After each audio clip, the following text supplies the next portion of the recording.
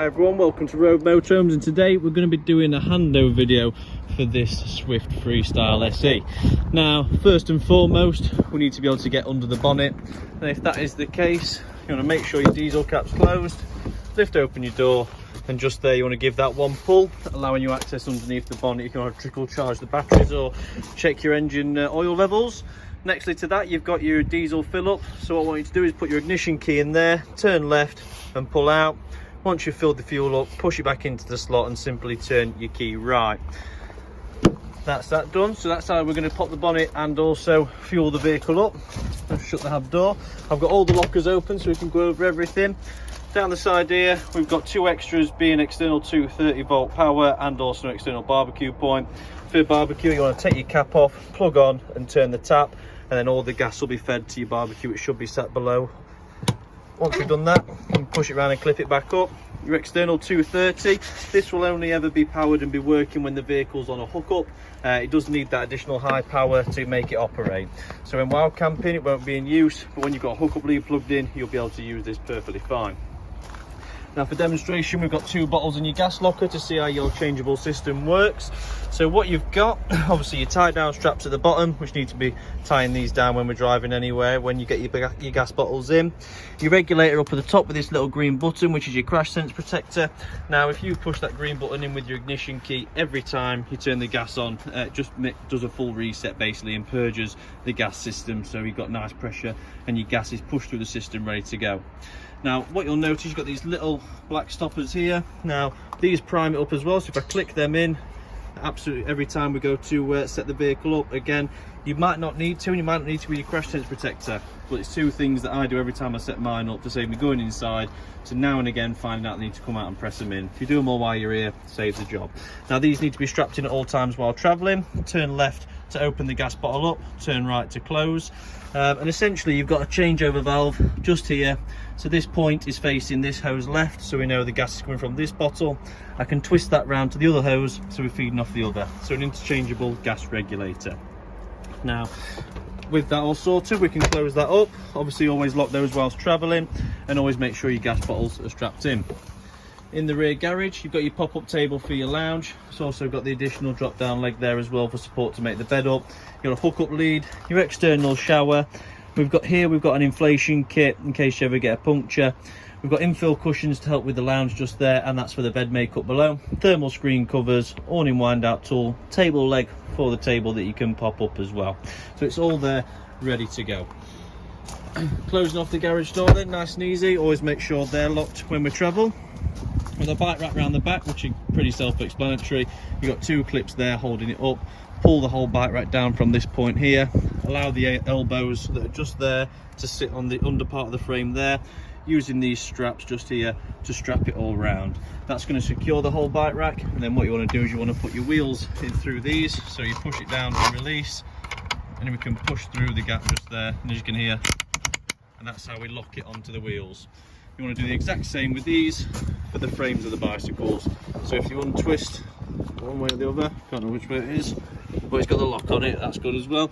But if you unlock that and give it a twist, this mouth will open up, and then simply twist it back to clamp it shut on the frame, and then lock the key at the bottom, locking the bikes in. You've got parking sensors down at the bottom and the back, great for parking, and a reverse camera up at the top.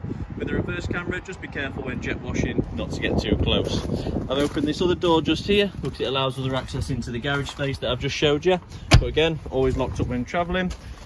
Truma heater vent, we've got a combi boiler. At the minute I've got some hot steam coming out of here because we've got the heating and hot water on the gas and electric. In the winter when you're not using the motorhome, purchase a set of the elasticated overshoes and just cover this up, stop any dust going in there and sitting in while not using the motorhome.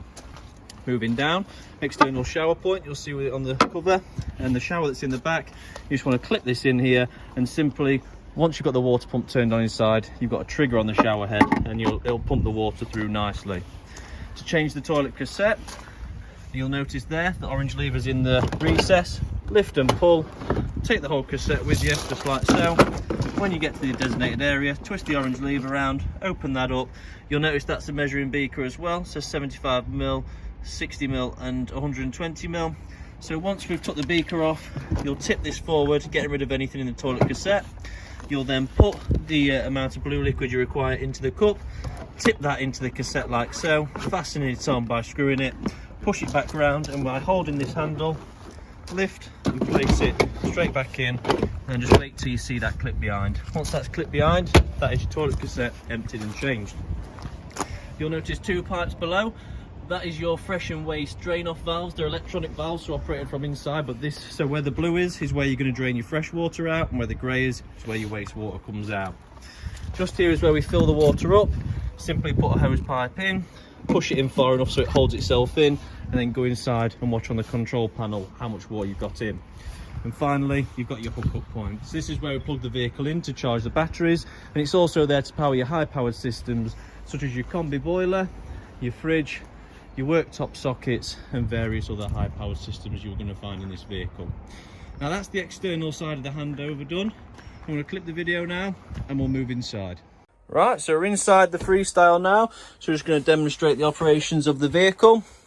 First and foremost, we've got the control panel. So if I put the zoom back to 1 so it shows a clearer picture, what we've got is 1, 2, 3, 4, 5, 6, 7, 8 buttons. When you first come to the vehicle, you're going to want to switch it on with this button just here. Once you've switched it on, you'll have this screen that's in front of us. If I click down, you'll see we've got the temperatures there, we've got the voltage just there. If I just click up, it does tell you at the bottom as well. We've got system settings. So if we just scroll through right back to the beginning, just so we can show you properly. Going through leisure charging, solar charging. There we go. Right, so we'll scroll down. So Sergeant control panel with the serial number at the bottom. You go through leisure charging, so that's just giving you leisure battery levels and how much charge is going in. So we've got 2 amps going in compared to what we're using. Vehicle solar charging, so nothing going in today, which you can probably imagine. I don't know if you saw outside from the previous video, but no sun at all. Coming down, solar to vehicle, 0.8, so it's not even counteracting what we're using at the minute. We're using more than we're taking on. We can select battery, so if I click this here, vehicle selected, click again, you see it says leisure selected just at this bottom bit just here. Now the reason I'm showing you that is because as we're plugged in now, it's charging the leisure battery, and it says L on the battery up there. If I click that in, you'll see now it's swapped to V, vehicle battery selected, and now the sun's there saying you've got solar power going into the vehicle battery as well. If the sun's not there, we're not getting anything off the solar at all. So I'll put it back to leisure battery for the sake of demonstration. Scrolling through, tank heater's off, so we can turn that on with this button just here. Now all that's going to do is warm your tanks up, so just there you'll see now it's not there to warm the water up in the tanks at all. It's there to take any cold away from the external elements. So if you've got the frosts coming in the morning, the tank heaters counteract that frost to stop the water from freezing. To turn it off, click the same button. If we scroll down again, we've got AC limit 16 amps, internal temperature of 17.5, dimmer level. I can go through this and brighten up my LEDs. I don't know if you can really tell the difference on a camera, but for the sake of demonstration I'll put it all the way up to 100. But the reason that's there is to conserve battery life, and as well as that, LEDs can be quite bright in the evening time, so sometimes you want a soft glow rather than a harsh glow. Now obviously if we're also trying to save battery, we can put the dimmer level right down to 20, saving half the amount of power used, so we're making the battery last longer. We can go into the heating settings, which are all here, so no need to go into those. System settings, we can click into it, set our timers, set a minute timer, set a day timer, change the dates, change the months, change the years, turn the key beeps on and off. Backlit time 30, I'll probably put that up to a couple of minutes if I can, just so the screen stays on for a minute or two. LED timer, that is all right. Light mode normal, so you can have it lasting, normal, either or. Tank alarms on, so that's going to warn you if you're running out of fresh water or filling up with waste. Bluetooth pairing, so we can get the Swift command app and connect to this control panel via the phone. And then there we go, down to the bottom. That was just asking me to arm an alarm, which I quickly went off because the alarms are piercing. So that's this side for you. On your left hand side, you've got your water pump on and off, and all these are lighting switches on and off. So they're just main isolators, for instance, the front of the vehicle, the back of the vehicle, and the middle of the vehicle, or your high level lights, your low level lights. They're all just light switches. To your left, you've got your trim Rynet system. So this is a dial, but we can click it in. So click in to wake up. Your top left there is the motorhome temperature. So if I click the motorhome with the thermometer and go into it, I can now change the temperature of the air inside the motorhome by turning the dial. To activate, click the dial in. Now you'll notice we've got a flame above this black line, so I know the heating's on. There's nothing above the black line for the water, so if I click into the water, I can turn it on eco, hot or boost. Now hot's the preferred one for me, so if I click into that, which is all well and good. Now if you put it on, well, just first and foremost, you'll notice above the black line it now says that we've got the hot water on. But if I put it onto eco, it's going to get to the same temperature as the hot. It's just going to take a lot longer to get there. If I put it on boost, it's going to get to the same temperature, but much faster to get there. But the thing is with boost, it does borrow power from your heating. So if you ever put the hot water on boost, expect less power coming through your heating. At the minute, we've got 2 bolts of electric up above the black line. So that indicates to me we're on electric 2. Now we can go to electric 1 if you're on your driveway and want to save some power. We can go to mix 2 if it's absolutely freezing outside and you want gas and electric on at the same time. Or we can go to mix 1 if you're traveling the continent and you're in Europe and they're only going to supply you with a 4 amp socket to power your vehicle. It's not enough to have it on 2 kilowatts, so we'll do 1 kilowatt mixed with a bit of gas to get the same effectiveness as a 2 kilowatt. Come on, it's just to time me out there. If I go back, you will also see at the beginning we can put it on gas on its own. Now gas on its own will give you that dark bottle above the line. Gas and 1 kilowatt of electric will give you gas and 1 lightning bolt. Gas and 2 will give you gas and 2 lightning bolts. And then electric 1 will give you 1 lightning bolt, and electric 2 gives you 2 lightning bolts. So if I put it on mix 2, I can see I've got my heating on, my hot water on gas and electric 2 with a high fan speed because the fans are all lit up. We can put that down to high, or we can have it on eco. So I'll leave it on high for the time being. Your bottom left is a timer, so I can set a 12-hour timer. So whatever I've selected up there will then stay on for 12 hours. Or I can come here and do a daily event timer. So I can click into here and say, right, at 08:37 every day, I want these settings to come on here. Down at the bottom, you've got your settings arrow, which will then allow you to offset the internal to the external temperature. You can change from centigrade to Fahrenheit. You can adjust your screen brightness. You can change your hour clock from a 12 to a 24-hour clock. You can change the language in which the panel's in, the index for the panel, and the reset button. Now the reset button's handy because if you ever run out of gas, before you change your bottle over, you'll need to reset your system, and that's where you'll find it.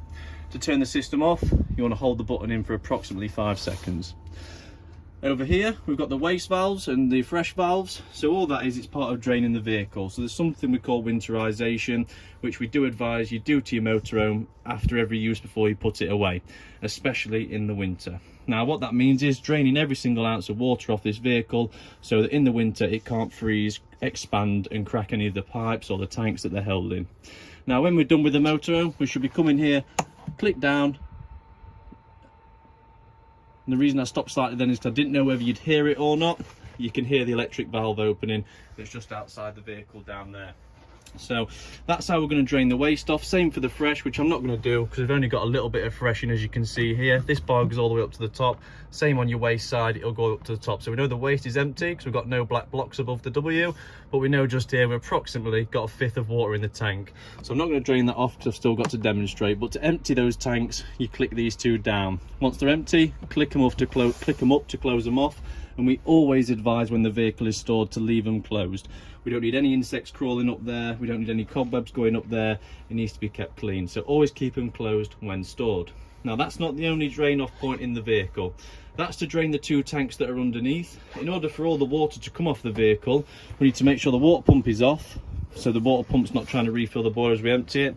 We need to lift all the taps up, so because the taps are raised, it'll then suck the water back out of the tap, back out the hoses, it will go back into the water tank and then back out through the water tank, obviously valve, because we've opened that up.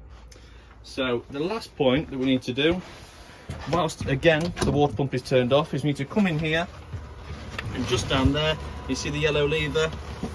We just need to get that and lift it up like that and leave it. We are now draining that boiler just there. Now if you to close it off, simply return back to a horizontal level and you'll hear the pump now running, filling the boiler back up, which is what we don't want, which is why we always have the water pump turned off when we're winterizing. But if you lift that yellow tab, open up those 2 valves with your pump off and lift every single one of your taps up, all the water is eventually going to drain out, meaning it's fully winterized, meaning that it will not freeze in any of the tanks moving forward. Right, moving on then. See if there's anything. I've probably switched off in cupboard. Have a look. Oh, that's your Sargent 150 watt regulator. And up at the top there, you'll notice you've got a plug. If I switch that on, There we go, that's the isolator for the microwave. This for your solar, you don't need to worry about that. It's not for you to touch, it's there for you just to leave and let run in the background. Once your microwave's on, we can do a quick start, does a minute straight away, stop, cancel, and if we're traveling anywhere, always make sure this is taken out. With your oven, should be pretty much like what you're used to at home, just click in and twist, holding for a few seconds to allow the regulator to do its business. Trying to do that one-handed, bit hard work, but again, nice and easy. And I'll just do the last one, just obviously while we're at it with as well, haven't we? All three burning on full gas. Turn them off, return the dials to the top. None of this will work if this glass screen's not retracted back. It is a heat shield, it's there to stop any heat dispersing from the pans up the back and onto this plastic and board work. Extendable worktop goes up and down nicely. See how it's locked in place there, ready for travel. Pull that up and we're going to gain some worktop space. If I take you into here, if I push to the left and ignite, you'll see the oven lighting at the back. If I turn to the right and ignite, you should see the grill going. Is it done it? Struggling there, I can't see. There we go. Just needs to burn through a little bit more yet. Not being used very often, clearly. Get that used up a little bit more. You can see them coming through that side. Not staying on very long, is it? Come on then. That's not staying on. There we go. Burn through, get that regulator nice and warm. Now this is what happens if you've not used your motorhome for a while. You'll find that things in motorhomes do need to be used, and you'll see now I've allowed the gas to purge through. We're all well and good, glowing full red hot. So with the thermocouple, took a while to get warm, probably because this hasn't been used very often while it's been with us, and perhaps the grill side, you never know, could have been barely used before. So now that's running, I'm just going to leave that burning to burn anything off there. Just make sure it's working proper and working for a good amount of time. We've got some sockets in the kitchen, which once they're only operational once the vehicle's plugged in. So we need to make sure that we've got that hookup leading if we want these to work. Extractor fan's nice and easy. You twist this here to open the roof up, which you'll struggle to see through obviously the actual fan itself on a camera. But to turn it on, just tap the on button. They're not actually buttons, you just have to touch them. And you see if I click up, it lights. So you've got, each light will go twice. Then you're up to full speed.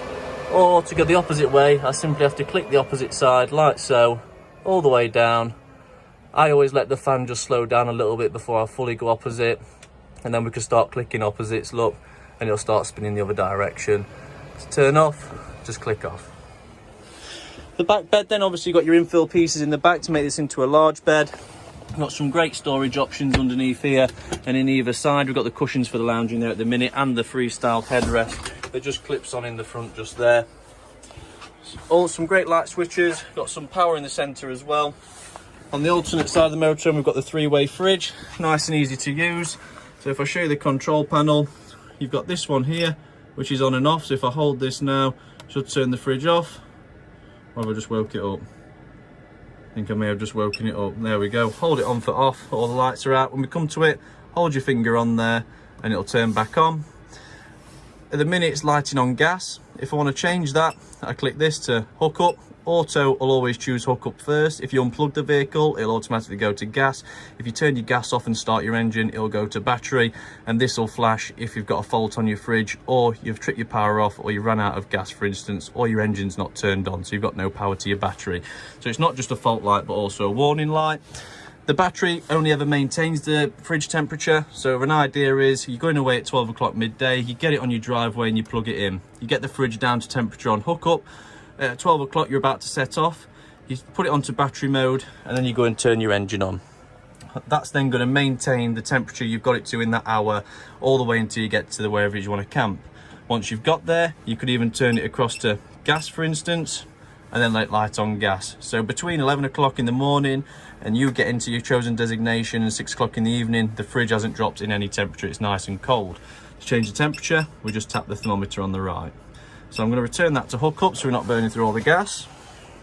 Close that fridge up nice and easily. Into here you've got your TV aerial. So that's just a normal booster in the back like what you'll have in the loft at home. This here is the aerial. For the best picture, you want to twist that clamp open to the left like so, loosen it off, and then raise the aerial up like that. When we're travelling, make sure it's all the way back down. and make sure the cable's not gaining too much resistance, and then close the clamp back up. Now it's ready for travel. You can turn this on with the switch at the top and turn it off like so. If you want to save battery, for instance, and we don't want a light on constantly, you want to turn that off. Into your bathroom, should have some, make sure the water pump is on. Yeah, water pump's on, so we should be able to get some good pressure coming through here. There we go, some nice pressure either side there. Some really good pressure actually. Shower head's just there, well the shower head's up there, sorry, but the tap for it's just here for exactly the same purpose. Your toilet cassette, you'll get some lights come up on the left hand side, and this one will light up when you've got to empty that cassette I showed you outside. In order to flush the toilet, we need the water pump turned on the control panel, and we click the blue button which flushes. Obviously now we need to get rid of the flush, so we get this lever here, push it across, and that's dropped into the toilet cassette. To close, just like that. If we want more space in the shower, we can spin the seat around just like that. We've got some storage up top as well for those big 1 litre shampoos and conditioners. We wouldn't want any of them falling off the side or off of here down here, because if they fall, obviously a litre worth of liquids is equivalent to a kilo. Dropping a kilogram weight straight on a shower tray has never been good for anybody. Now, just so you know, we've got the fan system obviously on 2 fan blades rather than 4, and I'll just let you hear the speed it's coming. I don't know if you can hear how fast that's coming out, but that is some serious blowing power coming from there just on the 2 fan blades. So the boost setting, God only knows how quick that's going to make it come out. Now obviously the bed, obviously I'm going to struggle to show you with the camera in hand, but you want to push the button in. I'll see if I can do it without any. Oh, look at that, what do you know? Easy enough to get down whilst even recording. So push in, push up, and then pull down. Obviously we've got the ladder there. That clips onto here. Oh, there, you don't want to clip it onto that. That clips onto here, so we can get in and out of bed. We've got safety nettings underneath. Just nice little over the top bed, nice and comfy. We've got a little light on the wall there if you want an individual light on. And then obviously you want to push it back up until you hear it click in place, which is just like so. Then all the way up until you get that click. Once you've got the click, we're now safe to move. To swivel your seats, you're going to pull this lever just there, pulling the chair around with it, just like so. And then when we go back, just listen for the click. Once it's clicked, you know it's safe to travel. If you flick that up, so up is cruise control, down is the speed limiter. You can push the lever up and down and you'll get a little light around the dashboard to set your chosen speed. Reversing camera comes through here. We can turn it off and on with the bottom right hand button when the engine's on. In case you're driving at night time and the screen's a bit bright for you, we can turn that off.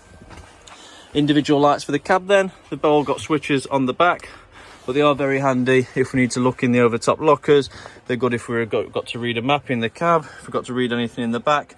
Really nice and easy to use. Then just click the button on the back. To adjust your seat belts, you can lift and use that mechanism just there. For the lighting underneath here, individually switched as you can see, just like so. And again, just there. These are the runners for the drop down bed. Always good to keep them greased up. And then when the bed is up in position, there's a little clip here that you can just clip on like that as a safety mechanism, just to make sure that the bed's clipped up in either corner before you travel, just like that. It's a bit like a seatbelt mechanism, but easier to use. All in all, great motorhome. Underneath this bench seat just here is your fresh water tank. Obviously you've got a little screw top in that corner just there. Now that's going to help you when it comes to cleaning it once a year, putting your tablets in there, distilling tablets, and it's actually a big enough entrance that you can get your arm in with a sponge and have a clean round.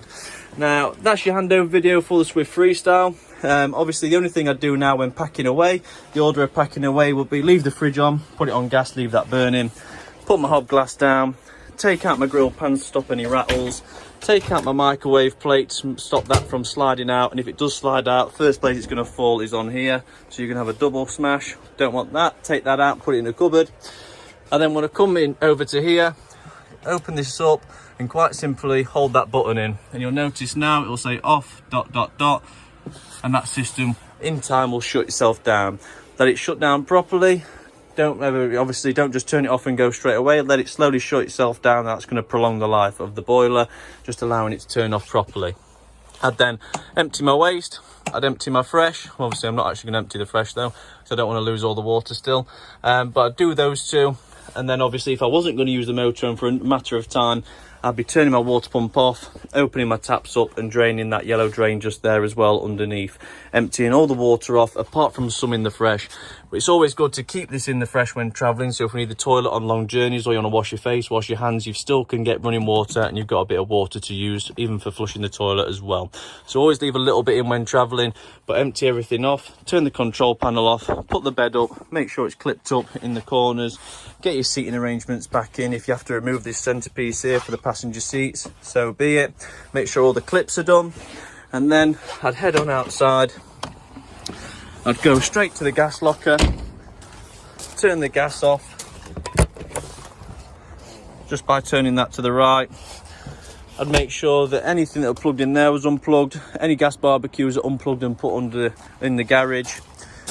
Then round to the driver's side. At this point now I can go inside, I can put the fridge on battery and start the engine, unplug the hook up, make sure all the areas are locked up down here, make sure the external shower's out and back in the garage, and wrap everything up and put it away, and we're good to go. But I hope you've enjoyed the handover video. I hope it's been informative and instructional. I hope it helps you out wherever you may be. And obviously if you're ever in the neck of the woods and you want to nip in and say hello, always feel free to at Rove. There's always a coffee going. Thank you very much for watching. I hope you enjoy your new Swift Freestyle. It's Charlie showing you around this vehicle today, and hopefully it's not the last time we see you. Take care.